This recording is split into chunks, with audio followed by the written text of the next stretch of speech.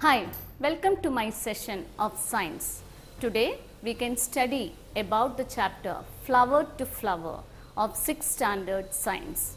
We have already discussed about the structure of a flower. Today we can study about pollination. What is pollination? Pollination means transfer of pollen grains from the anther to stigma. Do you know why these pollen grains are transferred from the anther to stigma? What happens after pollination?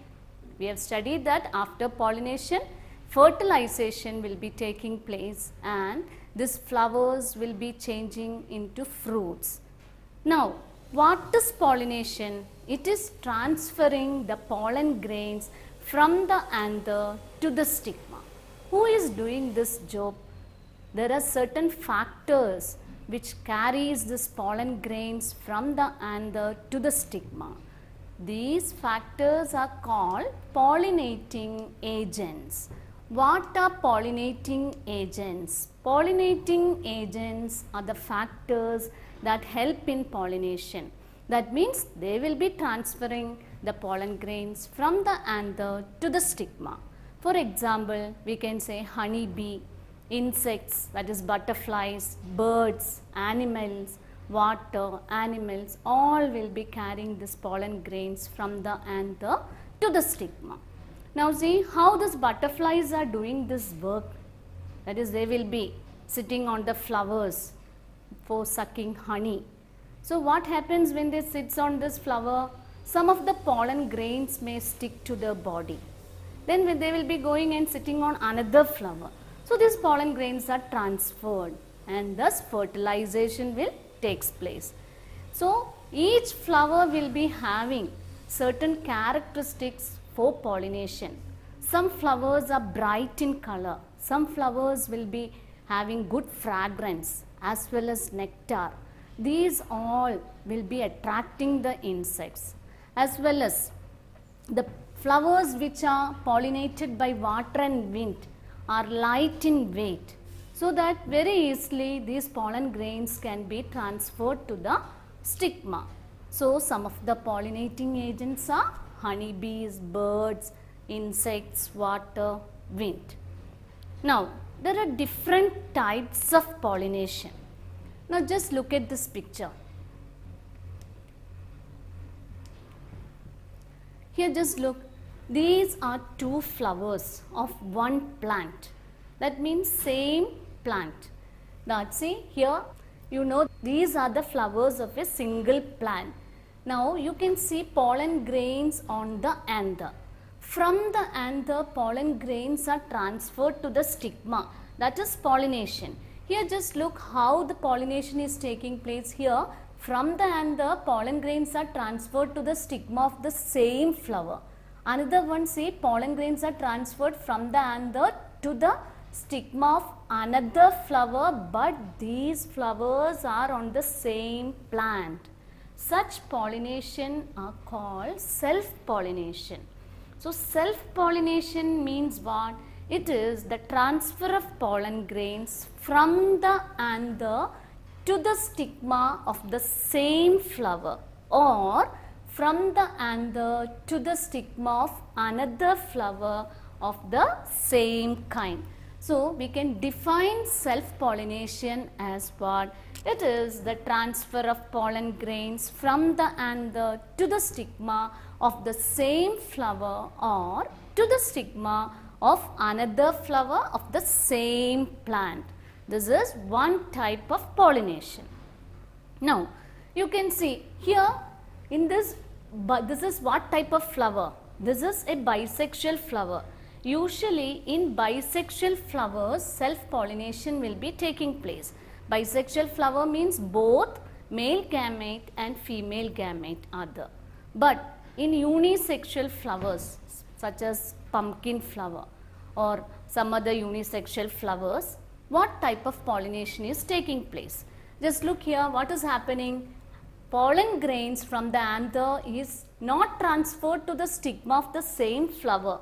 Instead of that, pollen grains are transferred to another flower of different plant but of the same species. The plant must be of the same species. Same species means what? Same kind. Transferring pollen grains from the anther to the stigma of another flower of the same kind. That type of pollination is called cross pollination. So what is the definition of cross pollination? Cross pollination means transferring pollen grains from the anther to the stigma of another flower of the same kind or same species is called cross pollination. Cross pollination will usually occur in unisexual flowers. Unisexual flowers means flowers having either androecium or gynoecium. That means either male gamete or female gamete. Sometimes see, in some places pollination is not taking place. Insects are not coming and just transferring the pollen grains. In that case, we have to just take the pollen grains very carefully and deposit it on the stigma of the flower. Such pollination is called artificial pollination. So just see, artificial pollination here, we are just taking the pollen grains very carefully and depositing this on the stigma of the flower. This type of pollination is called artificial pollination. So it's a type of pollination in which pollen grains from the superior quality plants are collected and deposited on the stigma of another plant to produce high quality seeds. So three different types of pollination we have studied. One is self-pollination, cross-pollination and artificial pollination. Now, after pollination, what happens? After pollination, fertilization will take place. That is, the male gamete will be fusing with the female gamete to form zygote. Now, after that, ovary will be changing into fruit and ovule will be changing into seed. We have studied in the last session what is ovary, what is ovule and all. So, what happens to the flower after fertilization? After fertilization, what happens to the corolla? Corolla will be falling off. What happens to ovary? Ovary changes into fruit and ovule changes into seed. So, now we can study about fruits. We can study the classification of fruits. How fruits are classified. What are the classification of fruits? We can classify fruits into true fruit and false fruit. Mainly we can classify fruits into true fruit and false fruit. Then these true fruits are again classified into simple fruit, aggregate fruit and multiple fruit or composite or collective fruit. So we can study in detail about the classification of fruits one by one. What is true fruit, what is false fruit and all. So classification, fruits are classified into true fruit and false fruit. True fruits are again classified into simple fruit, aggregate fruits and multiple fruits. So what about true fruit? What is true fruit? If a fruit is formed from the ovary after fertilization, such fruits are called true fruit. So true fruits are the fruits that develop from the ovary after fertilization. For example, mango, guava, papaya, all these are true fruits. That is, if the ovary is changing into fruit, such fruits are called true fruit. But there are some flowers whose ovary is not changing into fruit. Instead of that, its pedicel or thalamus is changing into fruit. Such fruits are called false fruit. Just look at this figure. You can see the figure of cashew apple. This is the figure of cashew apple. See, here this is the pedicel part. This pedicel part is changing into fruit. Pedicel part of the cashew is changing into cashew apple. Such fruits are called false fruit. In the same way, apple, pear, all these are false fruit. In apple and pear, thalamus is changing into fruit. In cashew apple, pedicel is changing into fruit. So, the fruits that are developed from other parts such as pedicel, thalamus, etc. is known as false fruit. Now, this true fruit is again divided into three categories. One is simple fruit, another one aggregate fruit, another one multiple fruit. Now, we can study about simple fruit. Just look at the picture of this. This is the mango fruit and another one you can see tomato. See, here in this case, each flower is changing into a fruit. That is, from one flower we will be getting one fruit. Such type of fruits are called simple fruit. So, how will you define simple fruit? Simple fruit is a fruit formed from a single flower. If a single flower is changing into a fruit, such fruits are called simple fruit. And this fruit may be either fleshy or dry fruit. So, simple fruit can be again classified into fleshy fruit and dry fruit. Example for simple fruits are mango, tomato, guava, peas, pumpkin, bitter gourd, all these are what?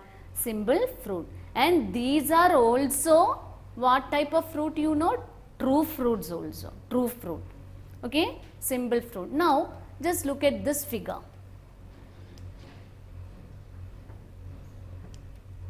Now, just look at here. Here, this is the picture of strawberry. Now, you can see here there may be lot of what? Carpels, lot of ovaries. There may be lot of ovaries. All the ovaries are changing into fruit. If lot of ovaries, that is, if all the ovaries are changing into fruit, such fruits are called aggregate fruits. You can see the fruits of strawberry coming from one flower. From one single flower, we will be getting many fruits. Such fruits are called aggregate fruits. That is, if more than one fruit is formed from a single flower, such fruits are called aggregate fruits. For example, custard apple, blackberry, strawberry, polyalthea, all these are what? Aggregate fruits. Now, the last fruit is what? Multiple fruit. Just look at the picture, that is inflorescence of pineapple. This is the inflorescence of pineapple. What do you mean by inflorescence? Inflorescence means what? You know, a group of flowers or a cluster of flowers on a stalk or on a stem. Here you can see lot of flowers. This is called inflorescence of pineapple. Now, each flower is changing into a fruit. Just look at the picture of jackfruit flower. Look at the picture of jackfruit flower. This is the picture of a jackfruit flower. This is female flower and this is male flower. You can see the spikes on this one. These spikes are the flowers and each spike will be turning into each fruit.